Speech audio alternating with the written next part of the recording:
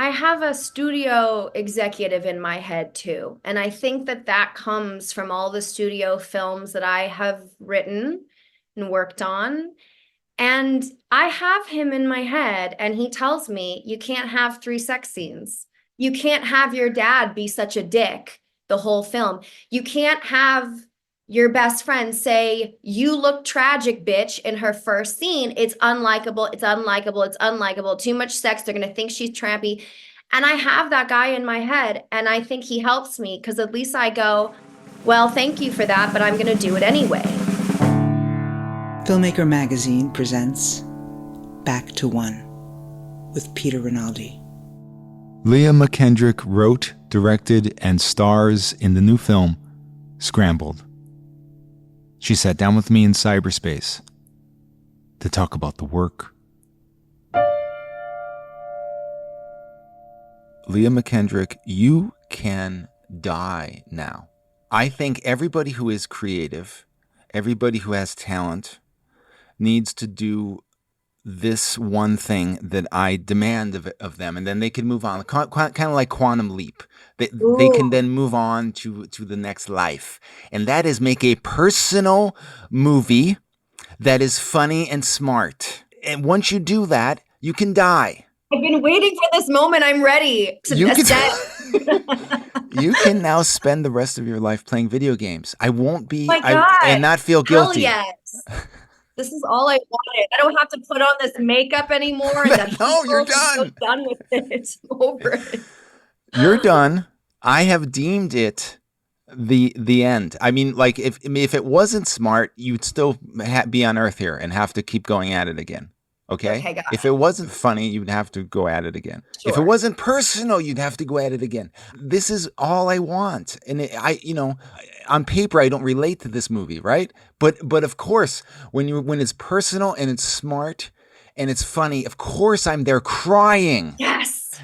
That's all that matters. Like I should have turned down the level. I'm peaking. This is I knew I would start yelling in the beginning of this interview. So now I want to know how this happened. So I need you to start with where you were in your life, in your craft, in your career, right before this idea to do this came about. So, oh man, there have been many eras, many chapters of this, but the exact place that I was I had been given a beautiful gift of a writing career after my first feature film, which was called MFA, premiered at South by. It was a rape revenge film. It was my baby. I loved it dearly. I wrote it. I produced it, which I will never do again. I mean, I produced all my stuff, all my short films, all my web series. I always produced because it was me. It was nobody else was producing it for me, right? So I had to learn how to produce indie budget shoestring type projects. And I'd gotten somewhat good at that. And so I said, I have to make a feature film so that people can take me seriously. I made my film, went to South by, got me my reps. Suddenly I had a writing career.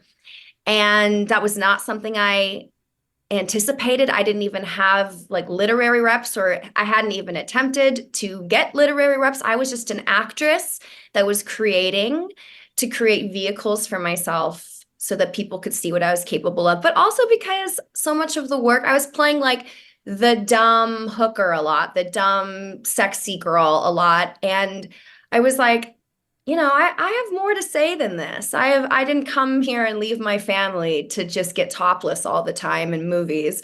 So, after, I was working my butt off, working deadline to deadline on these big studio films, which was in many ways, I know a lot of people's dream, but it's tough. You become a professional note taker, that is your job. So I'm so happy when it's just me and my laptop and no one has seen it and I can just write my dreams, And I had this big project. It was the prequel to Grease, the musical, which I had really fought for that job. And I had wanted it so badly.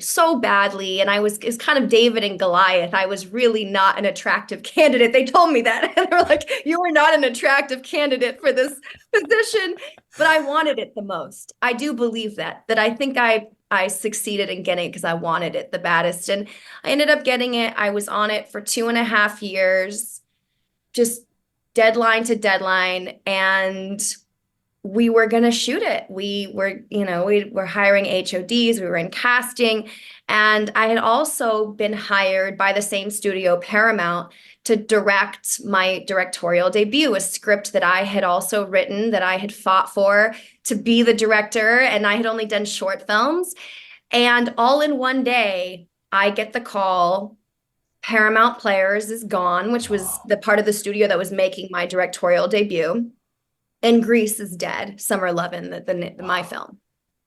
And it flung me immediately from, cloud nine to rock bottom. I just was like, I have done everything right. I made my own content. I worked my ass off. I have taken all the notes and fought for this and been at the center of, I've been the nucleus of this storm, this perfect storm on some of these films. And for what? Like, what do I have to show? And sure, you could say money. I got paid for everything, but I didn't move here to make money and not make movies. Like, I used to make movies, even call them, you can hate on them, call them short films or web series and turn your nose up. Or my indie film that I made that went to South by. I'm fucking proud of my body of work because I created it, and I hired everyone, and I worked my ass off, and we created magic together, me and the team, my cast and my crews on all of my projects. So I just felt like I had made a deal with the devil to suddenly start making money and not make movies. And I cried for about a week. I just crawled into bed, and then I had a team call with my agents and my manager, and I cried, and I just said, I can't do this anymore. I feel like everyone is stay in your lane as a writer, and nobody believes that I'm an actor. I have a degree in acting. I've been acting since I was a little kid. No one wants me to do anything but write, but that is not paying off. Everyone's like, this is the business. This is the business. I'm like, well, it's not good enough. Yeah. I'm here to make movies. So even if I have to go back to making my movies at 200 grand for a feature, so be it. Because at least I was out there showing people what I'm capable of, And so I said, I need you to buy me a month away from my deadlines and all of, the overlords that want their scripts. I said to my lawyer, I was like, can I quit everything that I'm on? And they're like, well, you've been paid. They're like, no. Can you just turn in the scripts and then we can kind of push you off of all of these projects? I said, okay, well then buy me a month. I will write all these scripts, but I need to write my script about freezing my eggs, because a year prior I had frozen my eggs and it had been this very existential experience for me. But as soon as my eggs were in the freezer, it was back to work you go. And the overlords are calling. So I took a month. I wrote the script for Scrambled. I came out of it. I said, here's a script. I'm not taking notes, and I'm going to direct it, and I'm going to star in it. Non-negotiable. Wow. And my team was like, oh, Jesus, give us 2 months to just send this out to, the big kids, the producers. I said, don't even bother sending it to studios because I'm not selling it. I'm playing that game. I've already been in that game of the selling to studios. And they got it done. I was ready to make it for my own money, shoestring budget. Wow. With my friends, but I said, I'm shooting it this summer. This was April.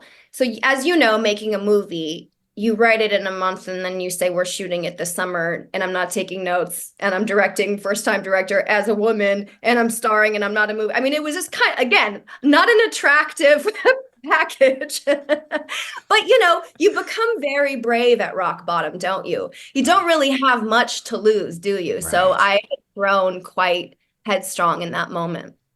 I mean, when you think about this story, right? When you think about how, let's just say you didn't have that representation coming out of South by Southwest. You didn't spend those years writing. You didn't, like you said, you didn't hit rock bottom. Then you would still have this amazing story. You would still want to act in it. And then what would have happened? They would have either noted the fuck out of it and given you notes so it whittles down into some stupid bullshit. Or they'd say, well, it's amazing, but we want this person to star in it. Yes. Right. And you would have, at a certain point, you would have given up. Yes. Because there is no other way to do it. Right. Yes. And so this needed to happen in this way, in a way. I mean, it was the way that I felt deeply protective because it's inspired by my real life. It's inspired by my real family. It's inspired by my real friends. It's inspired by the real men that I have dated. And I just thought it is hard enough in the past handing over my work to other directors.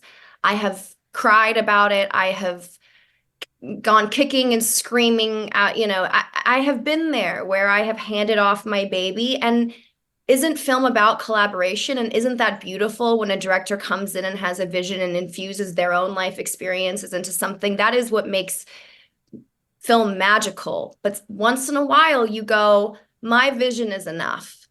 And I'm going to trust my own North Star because this is deeply personal to me. And everyone around me will still infuse their visions into mine, which is my cinematographer, my actors, everyone that was on that set created what you see on screen. We did it together, but I think in this instance, I thought no one is going to steer the ship but me, and I need that to happen because I've lost enough, I think is how I felt.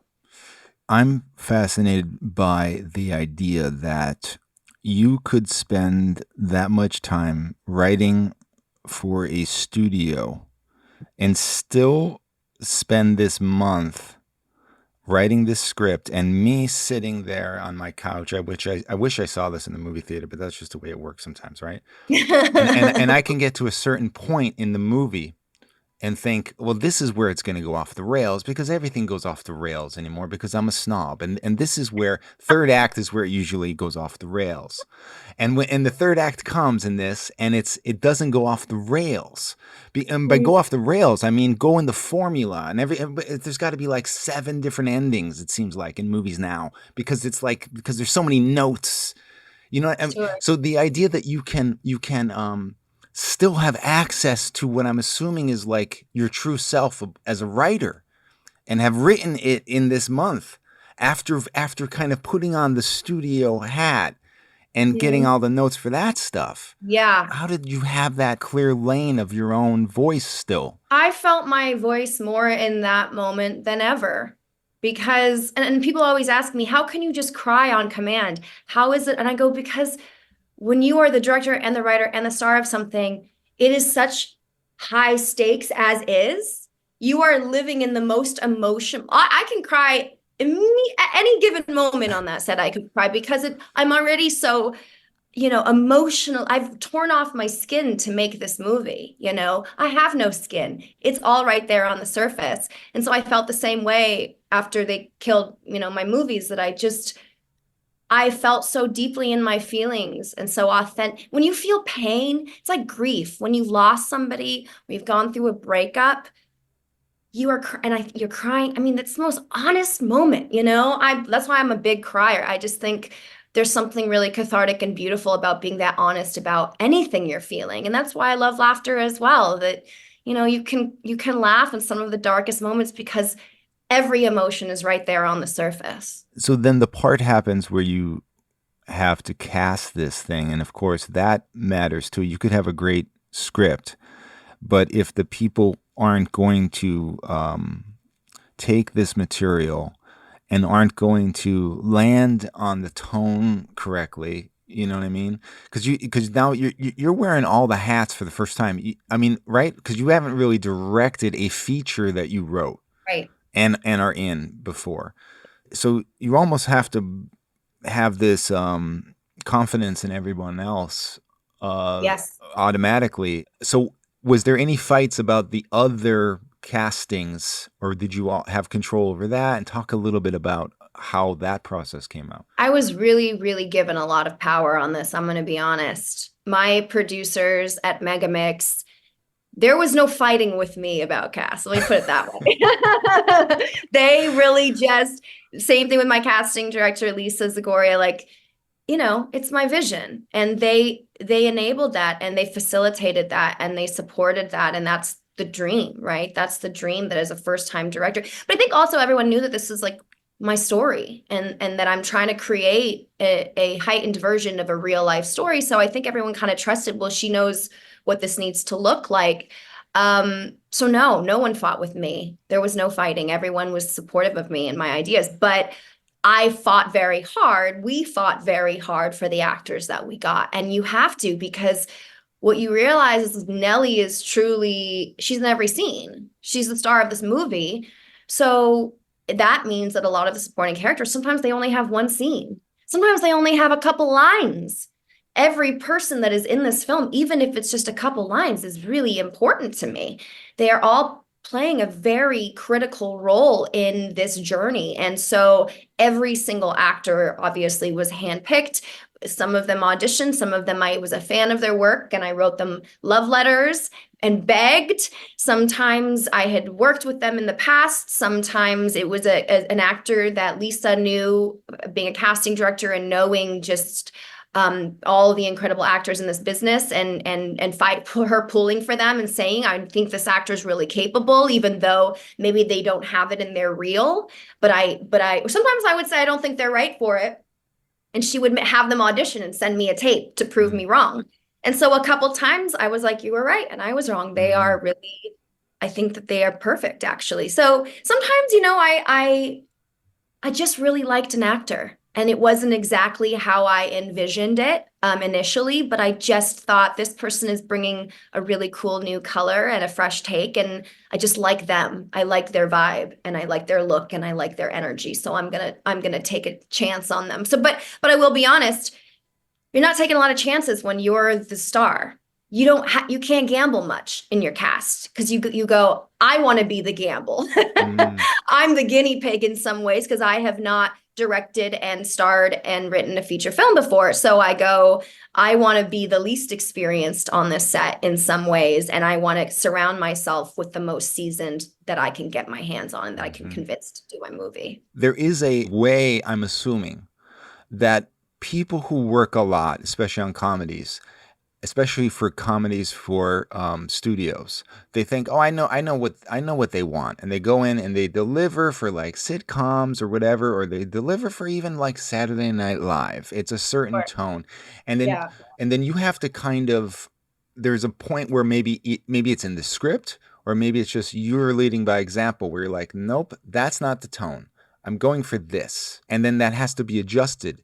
Did that process have to take place with everyone, or were they all somehow realizing what this is by the script? I'm telling you, I feel like I got so lucky. I feel like everyone showed up to set and knew what we were making. Honestly, I don't feel like I had to do a whole lot of adjusting.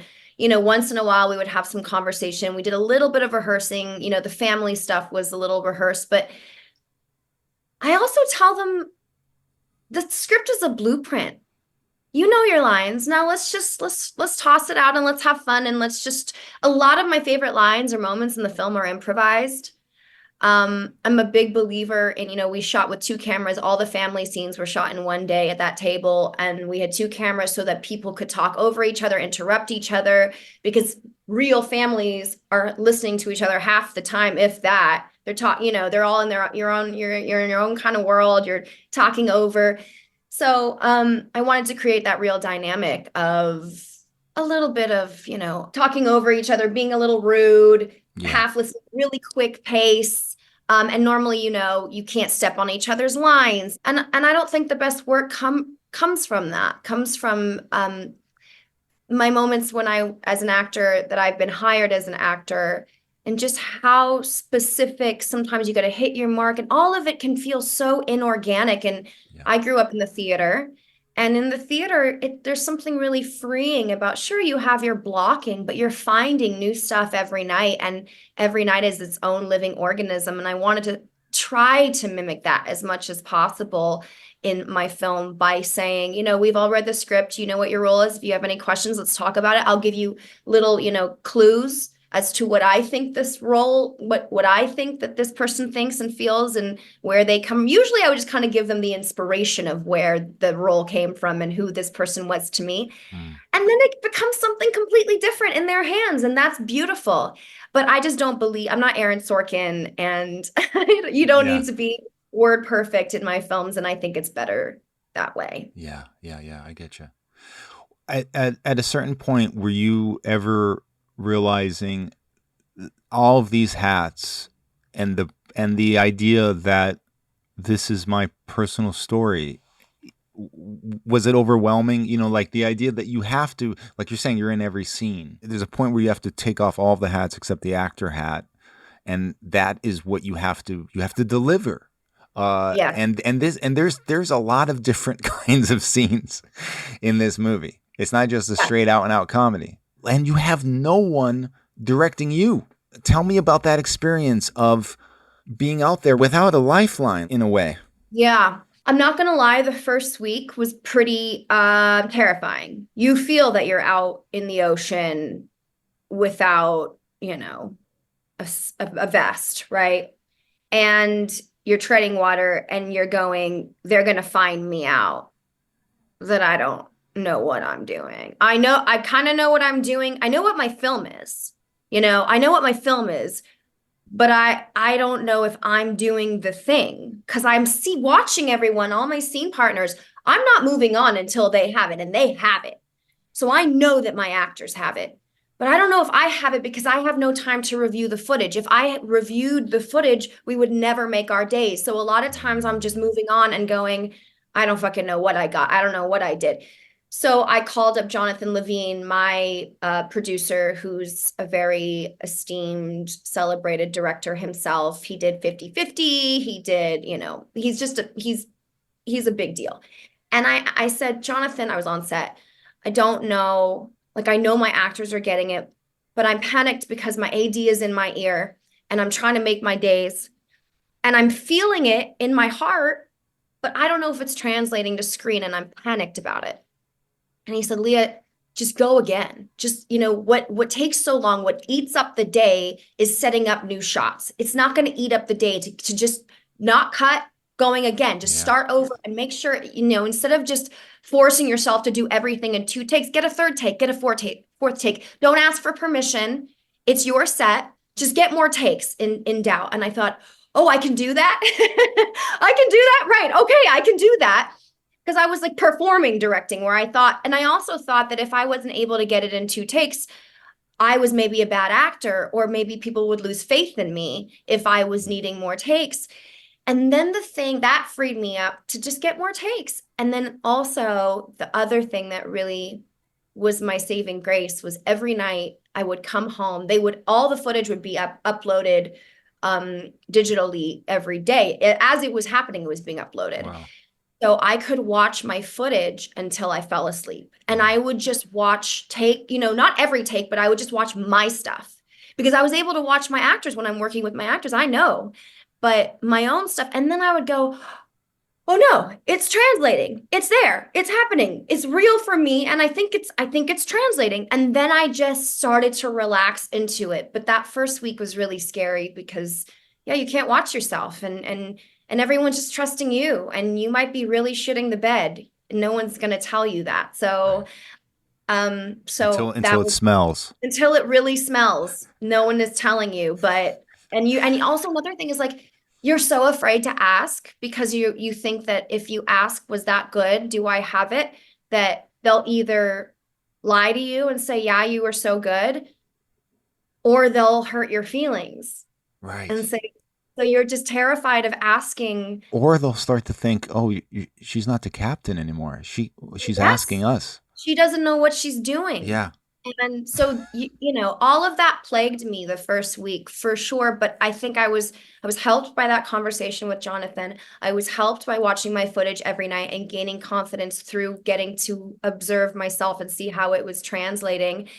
And then I was helped by everyone around me backing me up and seeing that I was the only person not trusting me. There's so many scenes that I appreciate, but for some reason I'm thinking about moments that, and maybe I'm thinking about these moments because I don't see them a lot in a movie. And I hope this changes. Well, first of all, the relationship that you have with your best friend was so real, and it's small moments. It's the moment in the dress shop when you guys are like the receptionist is amazing. She has two lines or something like that, like, Yes. and she's like saying, telling you guys to stop or whatever. Yes. And She's that, I don't know amazing. why that moment stands out for me. You. Angela Sprinkle, a friend of mine, actually ran that shop. She's an actress I met in acting school, and she allowed us to shoot there. And then I was like, I'm gonna put you in the scene. Is that cool? And she was like, let's go. I was like, all right, wouldn't it be funny if you're like judging us and then we'll just get to the reaction? This is all unplanned stuff that Oh, that's why I'm such a big believer in begging your actor friends to do those bit parts, even if they yes, are one or two lines and they're incredible actors and it's beneath them. Just beg them because they will add so much with yes, their seasoning. They will yes, add so much to these tiny moments and building the world. These little moments, I think it's unconscious, but the audience is believing in your world the more they believe in these small parts. exactly. That's the way to say it. You said it. And then the scene where your brother, played by Andrew Santino, there's a moment where it's the most heightened scene with the family, and then he turns and says, "Dad, stop it." We've been in that moment with our family where the guy who is the instigator is suddenly becomes shit gets so real that he's standing up for you for a second or is trying to Yeah. stop it. We don't. Why don't we see these kind of moments in movies? And it's because I don't know what, like we're chained to formula or something. Like the person who is the antagonist brother has to remain that way. I don't know what it is, but I appreciate that too. I have a studio executive in my head too. And I think that that comes from all the studio films that I have written and worked on. And I have him in my head, and he tells me, you can't have three sex scenes. You can't you can't have your dad be such a dick the whole film. You can't have your best friend say, "You look tragic, bitch," in her first scene. It's unlikable, it's unlikable, it's unlikable. Too much sex, they're gonna think she's trampy.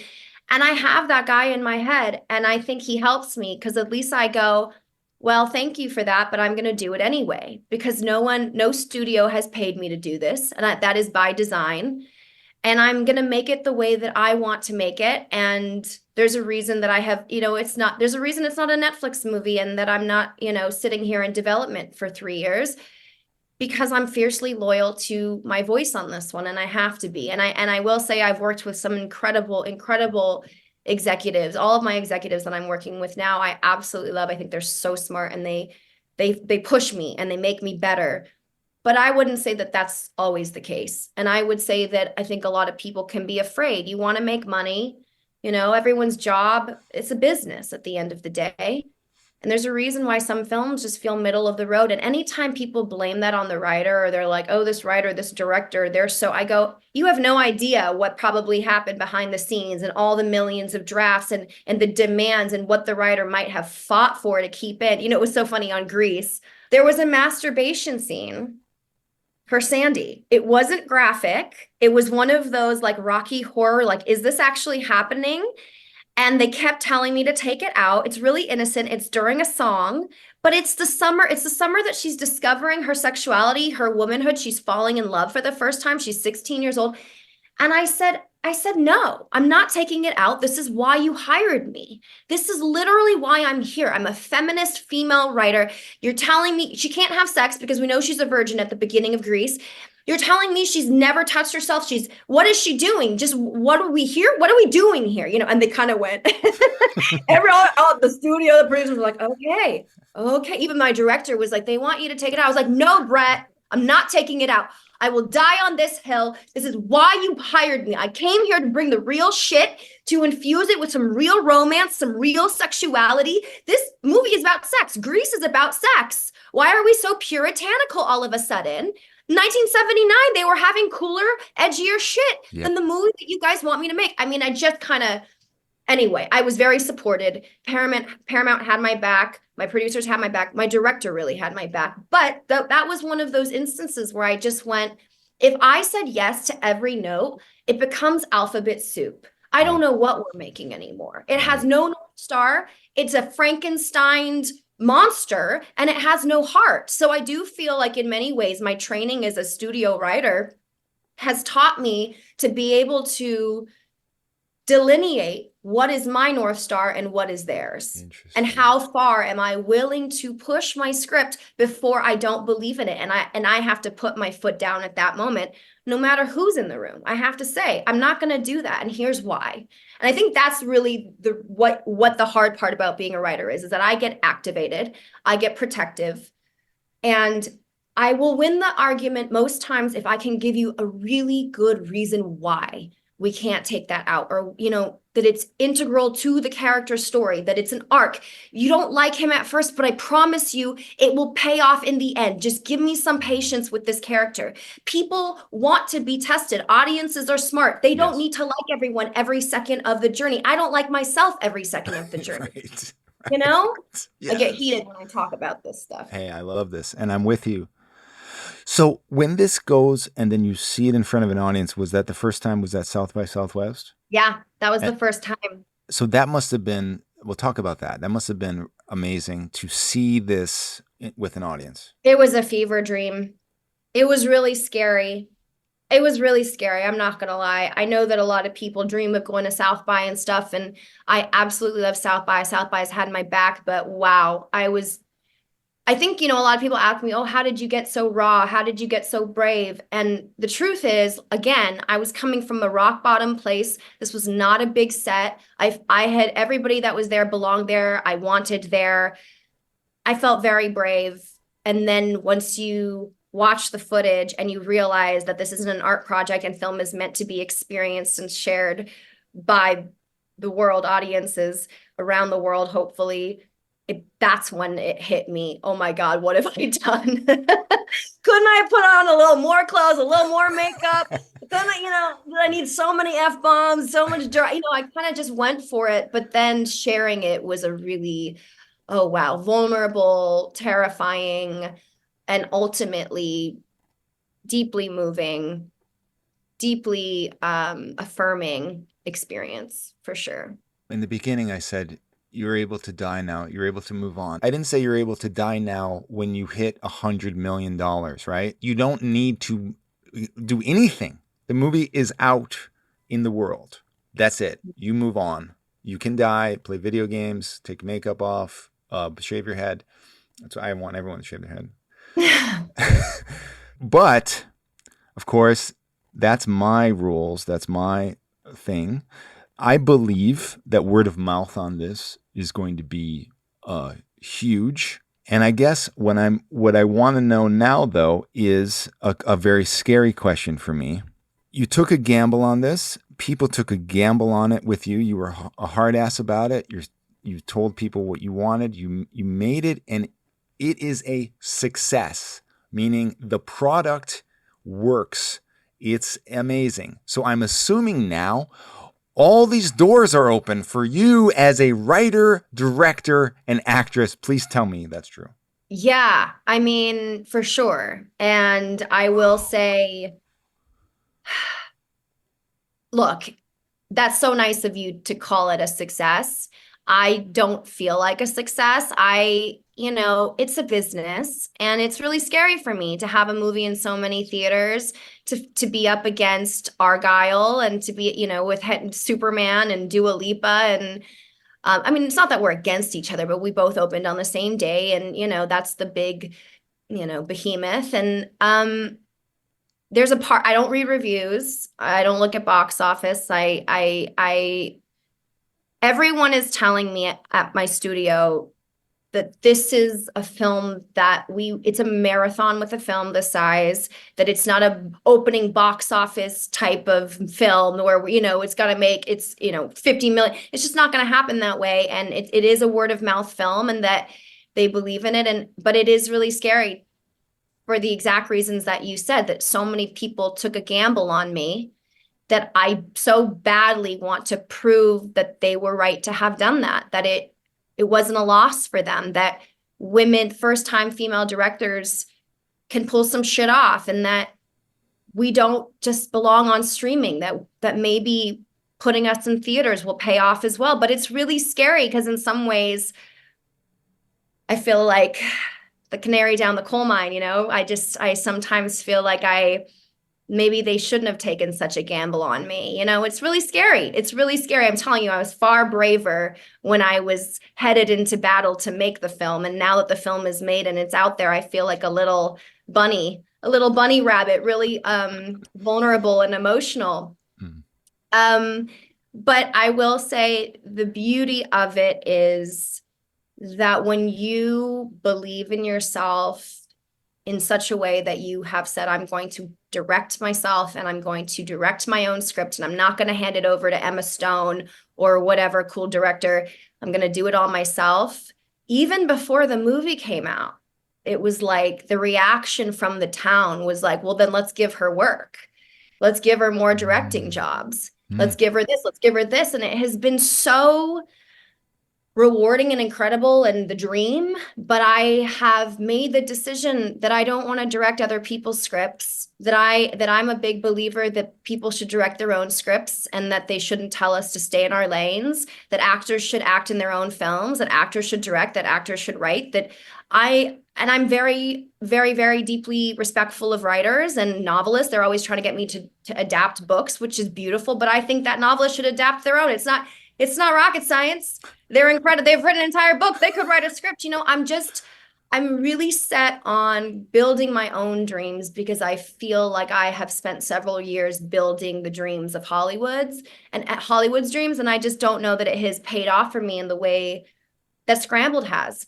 And so as scary as it is to be up here and as wonderful as it is to be getting offers to direct, all kinds of stuff, it's only made me more loyal to my own voice and to my own North Star, for better or for worse. I'll probably take a pay cut with, not wanting to write scripts anymore for other directors and being really choosy. I used to always have 5 projects on my plate at once. And as soon as I turned one in, I was at the bottom of the hill in another one. And I didn't see that payoff, to be totally honest. I mean, I bought a house. I'm proud of myself and I paid off all my debt and it's nice to be able to pay my mortgage. But like I said, I came here to make movies. And if I'm going to die in a plane crash, because I was on a plane yesterday that was really rocky because of the rains and it was really scary and I was crying. But I thought to myself, look, if I've only got a few more years or who knows how long I've got on this earth, I want to spend my years building my own dreams. Leah McKendrick, please come back on this show. The door is always open. Thank you, Peter. You're the best. Thank you for having me. What a thoughtful conversation. It's good to talk to my people, my filmmaking people. I don't have to explain what the movie inspiration was or what the movie's about. It's so nice to just talk craft. Back to One is a production of Filmmaker Magazine, which is a publication of The Gotham, formerly IFP. Listen to back episodes of this podcast at filmmakermagazine.com or wherever you get your podcasts.